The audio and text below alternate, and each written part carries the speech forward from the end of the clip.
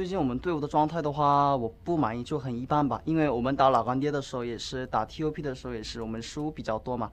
当然我们会努力减少就后来的比赛就会减少失误。我们要争取那个小组第一的话，我们一定要赢 IG 嘛。虽然是很难，但是我们也不会放弃，我们会努力争取小组第一。You heard it right there. For any chance of Rogue Warriors to pick up first place in their conference, they must beat Invictus Gaming here today. Unfortunately for them, Invictus Gaming are currently 1-0 up. A win here for IG sends them straight to the semifinals. Yep, gotta feel good for Invictus Gaming that road is just that more simple. Fun fact about this one, by the way, the video piece that we just saw. Now, that must have been before they lost to Sinning Gaming, because they didn't even mention them. So they went 0-2 to Suning, and it just felt like the 3 sets that Rogue Warriors had back to back to back. Sure, they beat TOP and LGD, but they were rough sets that we've had. So I want to ask the question, was that IG playing well, or were there too many mistakes made by Rogue Warriors? Because in that match, there were mistakes made by Doinby, SMLZ, Mouse, and they said they needed to clean up these mistakes to even have a chance against IG, and it seems like they haven't been able to clean it up enough. Yeah, that's fair. And I think the big takeaway here is that this is such a massive play-up. Going up against these 3 teams that I mentioned, and then now going up against Invictus Gaming, I honestly believe that this is a much better Rogue Warriors that we've seen in the past week or 2. But it's just not going up against Invictus Gaming. And yes, there were mistakes being made with the advantages that they had that they weren't able to push through. And I would just simply look towards Doinby in the mid lane specifically, not able to find himself, plant his feet, and look towards the bottom side of the map. They need to clean that up for game 2. Let's see if they're able to do so heading into game number 2. But first, Champion Select. We'll have to see if any changes are going to be made by Invictus Gaming or Rogue Warriors.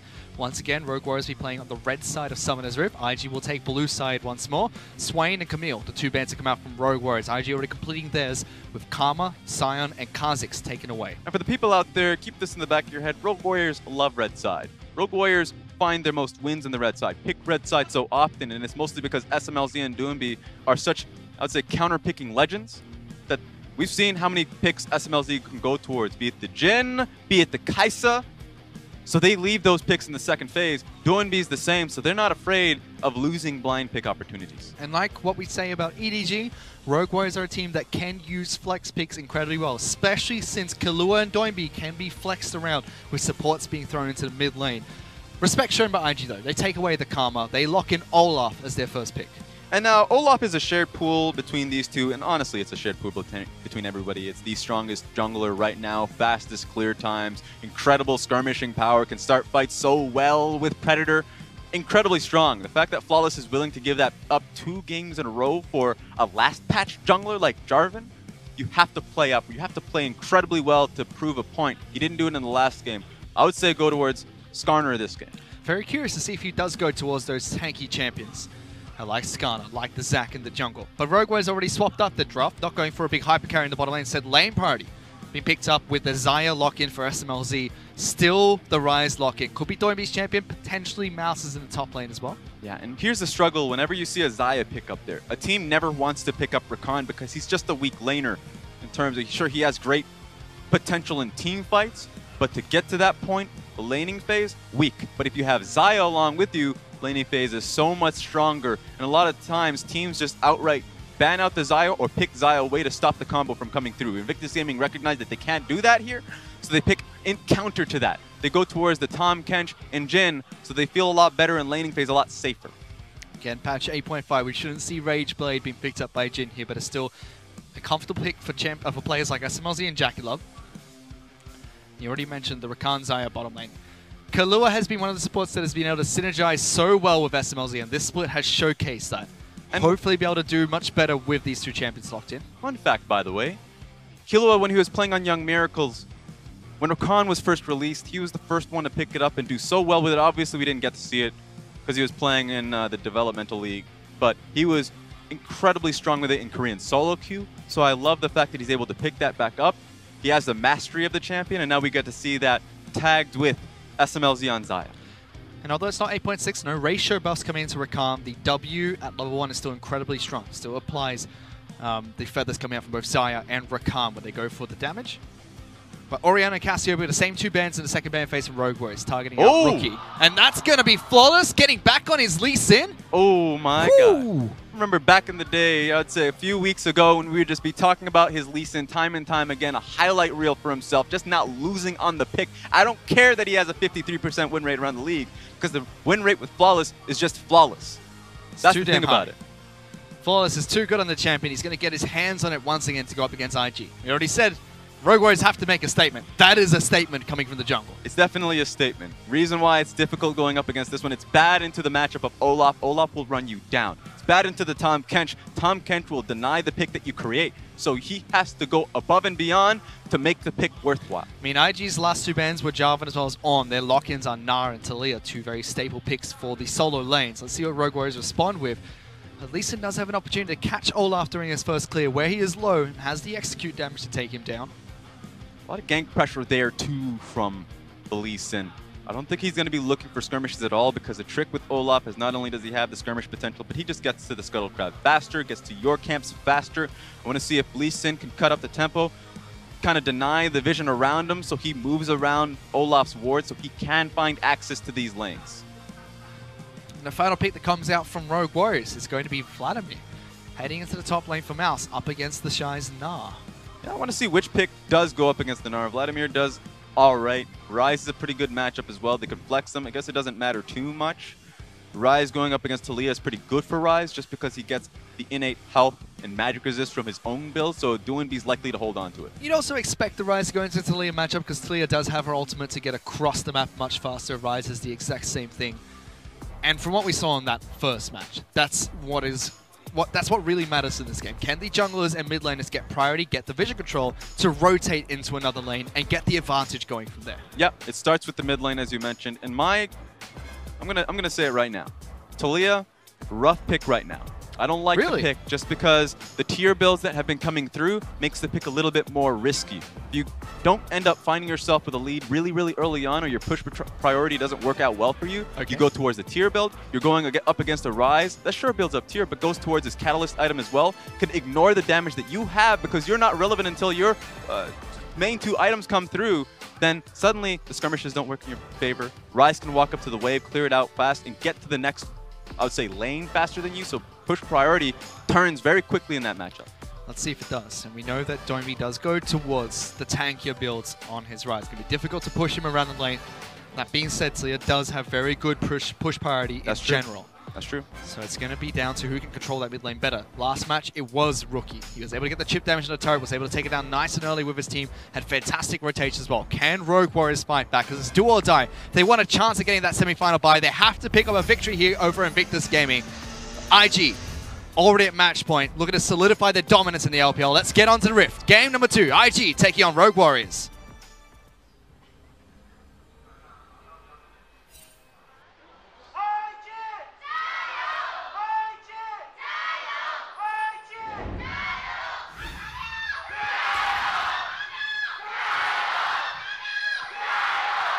So many Rogue Warriors fans in the house here tonight, Raz, at the Shanghai Super Brand Mall Arena. I wonder if that was started off by, of course, Doinby's girlfriend, because she's in the crowd here today, is the leader of the Doinby fan club, obviously. Majorly supportive. That was number on the map. So really well done here, coming from Invictus Gaming, immediately coming out of Game 1, just to talk about it. I already made a mention of the Taliyah pick. It's still fine. And honestly, Rookie's Taliyah has always made a point for himself. If the early game works well for you, the utility behind the Weaver's Wall is always frustrating to deal with. So I want to see if you can make use of that, because if you fall behind in the Taliyah pick, Doinby will walk all over you. Let's see if we can get that priority in the mid lane. But to kick things off, Rogue Warriors started their blue buff. They get a leash from SMLZ and Kahlua. Which means Jackie Love and Balan already have access into the lane. Ning tried to sneak to try and take a red buff away. He was not spotted, but the ward that was placed down spotted out both the top laner and mid laner from Invictus Gaming trying to cheat towards red buff. I wonder what Flawless does here, what information he honestly have, because if he walks towards the red side jungle, then he's either just clearing it out for the Raptor camp, which is going to be very difficult for him, or he just doesn't know that the Olaf took his red. And already, Balan rotates over, checks the red buff for Ning. Wards were placed down by Rookie on the bottom side of the river to spot out if Flawless moves down towards the bottom side. And just take a look at it. Right now, Flawless is Probably just going straight for his Raptor camp because he knows that he's off on the bad foot. So this is a game where Ning was able to triple buff him. Really unfortunate for Flawless, who's on the risky jungler of the Lee Sin. Very good level 1 strategy already from Invictus Gaming. Beating Rogue Warriors to the punch. That being said, it's still Flawless's signature champion. Have to keep our eyes on this Lee Sin later on in the match. Bottom side of the match, bottom side of the game, sorry. JackeyLove already taking quite a bit of damage from SMLZ as well as Kahlua. And if you're Rogue Warriors, you need to now have faith in the bottom side of the map working well for you. If they can get themselves a pick onto JackeyLove, already has just above half HP. You have to look towards Rakan to see what plays he makes, because if that can just turn into a kill, really well done from Rogue Warriors. But take a look at this. Yeah, Invictus Gaming, currently in 2018 Spring Split, 88.6% win rate, 31 games won to the 4 loss. Very close to the highest, which is going to be OMG, besides the perfect splits, I believe. Yeah, and I did the stat work on this. Even if Invictus Gaming win the set here today 2-0, they still have to win the next set to find themselves above OMG and take that first place spot. So OMG doing really well for them in the past. IG need to do a lot more to be able to get past that point. Already in the bottom lane, there is a little bit of a skirmish. Baolan taking a bit of damage. Oh. JackeyLove tries to trade back, not as effective. So it's rough here when you go up against the Xayah Rakan lane, just way too safe.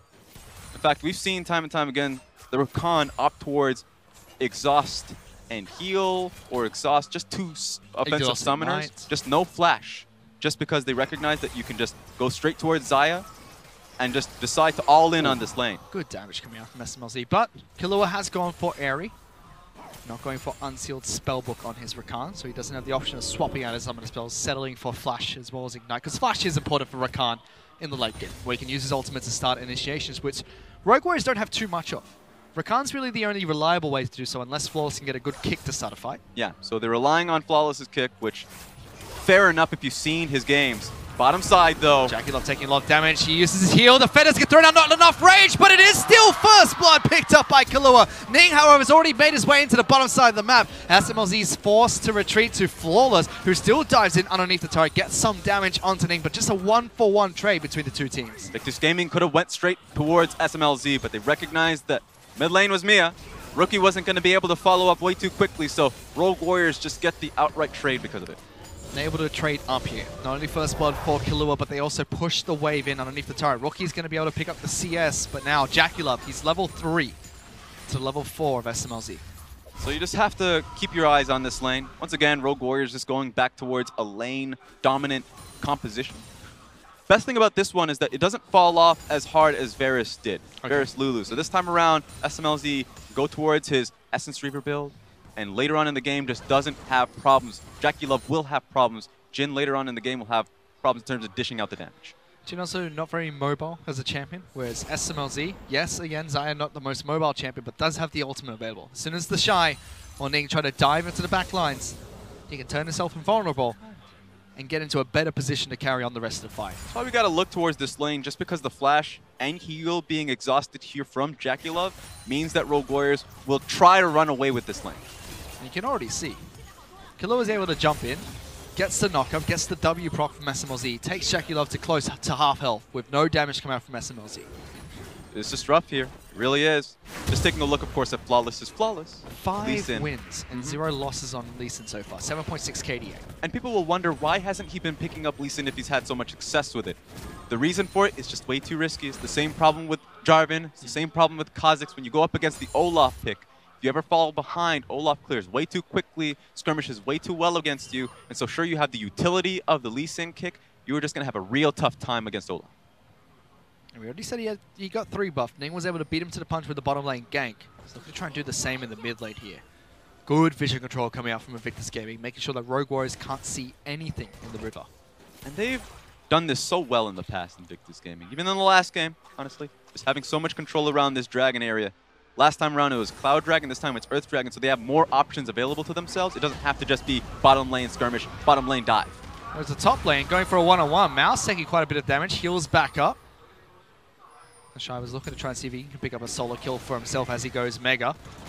Ooh. 2-on-2 brawl though. Rookie is level 6. Ning is level 6 as well. Let's see if they go for the fight. Blue buff is picked up by Ola. Flawless jumps back in, takes the taxi, but that's his death that he's greeted by as IG collapses to the jungler of Rogue Warriors. Didn't expect the collapse, but he should have. That's just communication from the bottom side of the map. Doesn't understand that JackeyLove and Battleland are making their way. It was a tough fight to begin with, only tougher now that it was just a 1v3. Flawless was level 5 during that entire fight. No kick available for him.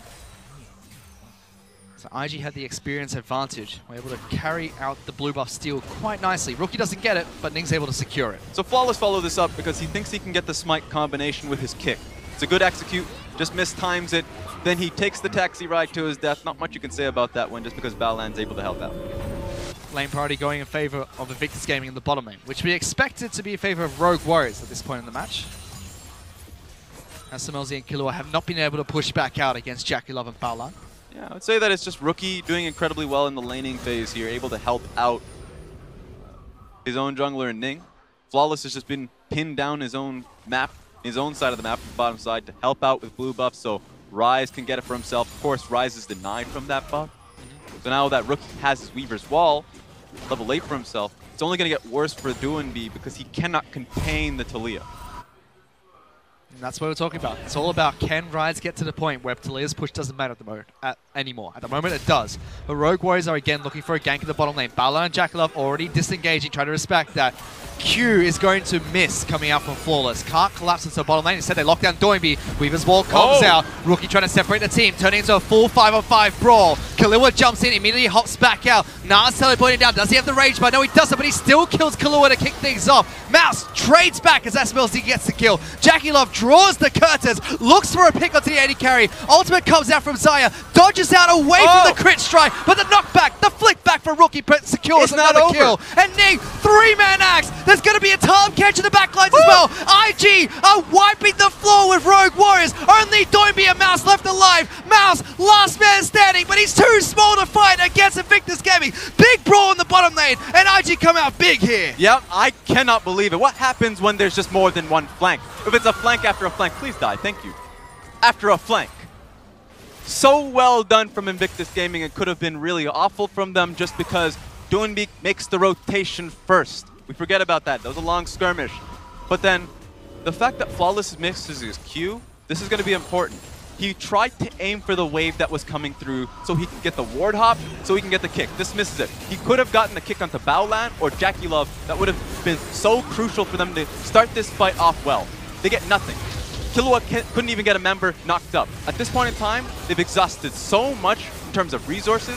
Their cooldowns are down that they have to back away, but the chase potential is way too damn good when you have a Jhin on your team. That was a little embarrassing. And there was the flank coming out from Ning. Gets all 3 members with the axe. Yeah, and this is where it gets really unfortunate. Even the Tahm Kench providing the extra flank there. If they do get past the Olaf, then they won't get past the Tahm Kench. But how many times have we seen Rogue Warriors go for this exact same play? Send Doinb and Flawless into the bottom lane, blast Cone over, look for the fight. It's almost as if IG drafted and telegraphed that play coming out from Rogue Warriors. That's fair, but it usually comes down to execution. Rogue Warriors can pull it off so well because the execution is perfect. This time around, Flawless makes a mistake, and so they can't get the first kill. Even they're being caught out by both Ning as well as Rookie. Forces Flawless to flash away from the oncoming damage of Taliyah. It's a little interesting. The fact that Flawless is going towards the support item for himself. Now it's IG's time to shine. Ning has a flank here. Everyone else is collapsing as well, trying to cut off Killua and SMLZ. This is really unfortunate from Rogue Warriors bottom lane, but just to talk about the support item that he has, because this would make sense if it was with the Bandit pack. With how many skirmishes have been happening here, sure, he can get Bandit for himself, but this is just happening so he can help out in wave control. Maybe he's calling out the fact that he's going to be in lane oftentimes to push back this force that That's a flash engage coming out from Killua though. They're able to lock down JackeyLove for some time. Battleland keeps him safe, spits him back out. Now IG gets to respond. Already, Ning's to the back lines. Flawless is taken down. 1, 2, 3 coming out from Invictus Gaming. Can he get the fourth? Yes, he can. Triple kill picked up by JackeyLove. I don't know what Doinb is going to do here anymore. All of his friends have just gotten eviscerated. Rogue Warriors are desperate, looking for any play to get them back into it. Looks like DoinB is going to be the next victim. DoinB doesn't have a say in what he gets to do here, Raz, because IG are collapsing on him once again, using the Tahm Kench ultimate, bringing Rookie into the backlines. They're underneath the turret, exhausted as well. 4 members strong. IG get a delayed ace against Rogue Warriors. Just look at Blauland there. Recognizes that DoinB is a good enough player to try and get something back for his troubles, but exhausts him and even saves Rookie out in the entire endeavor. But my God, Invictus Gaming, good callouts here, protecting their bottom side of the map. Talia's always going to get there with the Weaver as well as we're looking towards the replay. So I love the fact that Rogue Warriors are still looking for their own plays with how far behind they are, recognizing that Jin is their one savior, that they need to get that one kill to be able to cut some tempo, but it doesn't work out. And that's when it feels embarrassing, is when it doesn't work out, the damage just doesn't land, and the punishment is that hard. 2 times in a row we've seen the ultimate coming out from Jin, cleaning up the end of a team fight. Top side of that, Flawless looking for a gank against the Shy. Good use of the Nara ultimate. Knocks Lee Sin away as he was trying to ward hop into the fight. And we said the Lee Sin pick has to be a statement from Flawless. It hasn't been so far. IG have been the one making statements. This is when you're in game and your confidence, especially Flawless's confidence, starts taking a nosedive time and time again. He has never lost in the Lee Sin pick. Goes back towards it because he believes that this pick is going to be the answer for them in the early game specifically. But you're so far behind now. Flawless being caught out again. Ning's able to spot him inside of his own jungle. Rookie rotates up, and Ning gets a kill for himself and takes red buff away from Rogue Warriors. I mean, if there's ever a time that I'm expecting tilt, it's now for Flawless. Has never been in this position, this split on his Lee Sin pick. He's finding that out today. Rogue Warriors are also 4,000 gold behind Invictus game in just 13 minutes in. Ning's not done yet. Predator chasing DoinB in between turrets. Locks him down with the axe throws. Forces him to flash over the wall back to safety of his second turret res. Not even his mid lane outer turret. Look, I don't know what to tell you. It's only going to get worse from here. They're not done yet, because bottom lane's their next target. First the jungle, then mid lane. Let's see if they can execute bottom lane as well. Kahlua forced to try and jump away. Rookie's jumping on top of SMLZ. Invulnerable for a while, but Ning throws down the lightning. The Ragnarok's going to be enough. Rogue Warriors trying to disengage. Ultimate for Jackie Love narrowly misses. Can DoinB get his team back to safety? He's the only one who gets out alive. They collapse into the support. 2 kills picked up by Invictus Gaming. I feel like whenever you're in this position, feels like mission impossible to get past Rookie's ulti, his Weaver's wall. This time he didn't even need to use it, but you still had to get past Baoland's ulti. And it's only DoinB that finds himself that safety. 2 games in a row though, Raz. It's been about Ning. Ning was able to get the first ganks to bottom lane. Good counter ganks in game number 1. Now game 2, he's just running all around Summoner's Rift. And it's just because he has the support of his own lanes as well. Smart mentality, sure. He has the right play in mind, but he communicates it.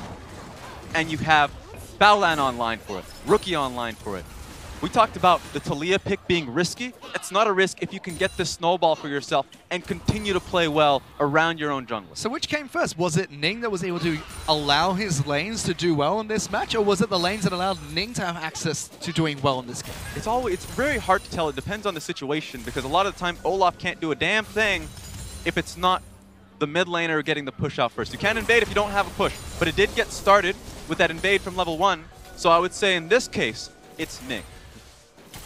Which feels like the similar story from game number 1, where we saw Ning was able to get the ganks going to bottom lane, which was not doing well for Invictus Gaming. Counter ganks time and time again against the rotating squad of Rogue Warriors. He's been the key catalyst for these matches against Rogue Warriors, and has been performing well this entire split. It's always hard to stock rank these junglers, just because of the role that they had for their team. So when I was tasked to put in my jungle tier list, I had Flawless first and Ning second, just because Ning was surrounded by superstars. He's showcasing himself today that he is a superstar. 2,500 gold is the lead that Ning has over Flawless at the moment. There's a 6,000 gold lead in total for Invictus Gaming. Bottom lane outer turret was the first turret to fall. That went over towards Invictus Gaming. Kahlua almost gets caught out, forced to jump back towards SMLZ. Weaver's wall cuts off the team. Should be another turret going to IG. Yeah, SMLZ had to back away entirely. Cannot find himself in the opposite end of the Weaver's wall just because he doesn't have his ultimate. And honestly, she doesn't have a way to get past that. And once again, cross-map plays from Invictus Gaming. Now they move towards top side of map. Mouse is in trouble. Uses the Sanguine Pool, has the ultimate available. It's the Blood Rush, doesn't matter. Jackie Love deletes him. Rogue Warriors trying to respond. Getting Doinby into the mid lane. Rookie trying to run away from this one. Kahlua using the ultimate nice and early. Locks him down. Cleanses used. But teleports coming in the back lanes from IG. Ninga's there. There's the jungler once again. He's everywhere, Raz. There's nowhere on this map that you are safe from this. Olaf still hunting down the rest of the Rogue Warriors. SMLZ gets tagged by the axe. There's no ultimate available. Flawless tries to kick the back. But Rookie, how the heck are you still alive? Perfection! Rookie played that so damn well, and sure, Ning missed a few axes, but he kept on trying. And I'm not gonna fault Rogue Warriors at all at this point. They have a never say die attitude. They keep going forward. They thought they had a pick on towards Rookie. They thought they had a pick. It just didn't happen. True testament to the LPL, Raz. 7,000 gold behind, doesn't matter. Keep fighting. Keep going, keep going. They're trying and trying and trying. But IG are just always one step ahead of Rogue Warriors in this game. That was the closest we've seen from Rogue Warriors to getting a kill this one. Look at this. It should have been gifted to them. They tried so hard. Killua even went in to see if they can get the knock up, but of course not going to happen because Ning, as you mentioned, is omnipresent. He's there with Rookie at all times. And at this point, it's just rough. You even have the Jhin ulti being thrown away. Obviously, it's not going to land, but Rookie and Ning comes in. Flawless. Take a look at him. He senses that he can get the kill on towards Rookie, but of course, Seraph's Embrace, not going to happen. The shield comes through, and you don't have the kill potential with your Q. Flashy plays coming out from Invictus Gaming's mid lane. Rookie. He's had a fantastic split and has continued to have a fantastic series against Rogue Warriors so far. 18-3, 9,000 gold up. At what point does this become near impossible for Rogue Warriors, or is there any last hope for them? I would say 2 minutes ago. Just because IG are playing way too damn well. Sure, Rogue Warriors, they can find a pick. You can't tell because maybe a team will make a mistake, but Invictus Gaming are showcasing time and time again that they don't make mistakes. Let's go for it. In fact, they're going for another fight. Kurt's a call to start the fight. Mouse gets flicked back by Rookie. IG build a wall, cutting off Rogue Warriors. Mouse in the back line, forced to flash away. Ning trying to charge it. Balan's going to save it, but they instantly kill Kahlua, who went for any form of engage. Even Jackie Love taking down SMLZ. 2 picks to Invictus Gaming. Maybe he can get something for his trouble. Trying his hardest, but heal is available. Double kill. Going to be picked up by Jackie Love. That's 3 picks onto Rogue Warriors. At this point, it's just styling. Invictus Gaming, they need to be able to take down these turrets. It's rough for Rogue Warriors. Obviously, they're trying their heart out to get a pick because Invictus Gaming are delivering it to them, but are outplaying these fights and coming out ahead from it. So now Invictus Gaming are finally getting these towers for themselves. Mid lane inhibitor, you would want Rogue Warriors to at least look to defend it, but it seems so hard with such a gold lead that they have.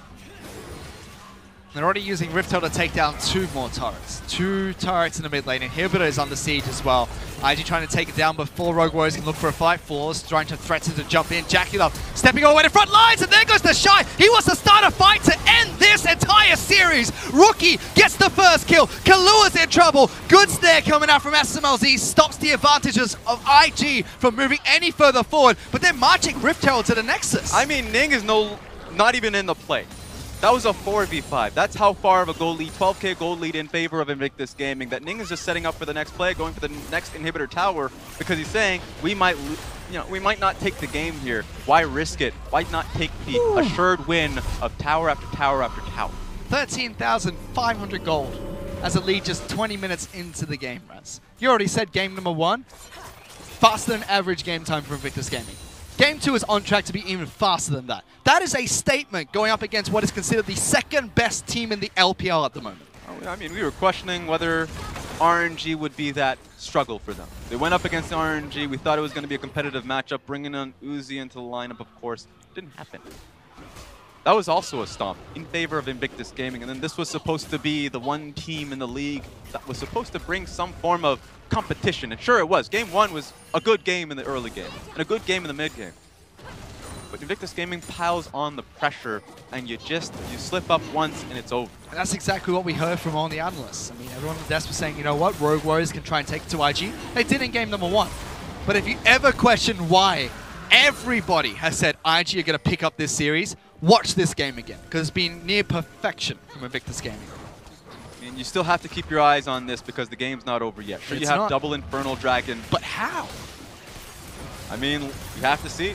It's up to Invictus Gaming to sleep on this gold lead. You've seen time and time again. In fact, Invictus Gaming went up against TOP.